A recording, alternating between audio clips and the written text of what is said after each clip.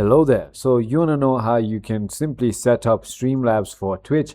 This is the only video you'll ever need to watch. So let's just get straight into the video. First things first, simply go ahead and open Google or any browser that you want and go to twitch.tv. Make sure that you are logged in into this account and simply go ahead into your creator dashboard. Once you've done that, all you need to do is go to settings and go to stream. Once you are here, there's going to be this tab called primary stream key. Simply go ahead and copy this stream key. Now, this is the key that you're going to be using in order to stream from Streamlabs. Now, go ahead and open Streamlabs. Now, in order for you to go ahead and start streaming, all you need to do is click on this gear icon, click on streaming services. You can simply choose anything right over here.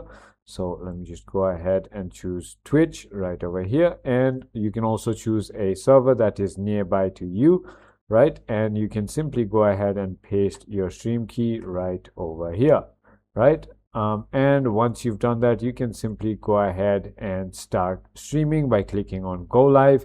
If you haven't already created scenes and sources, I've made another video for that. So go ahead and check out that.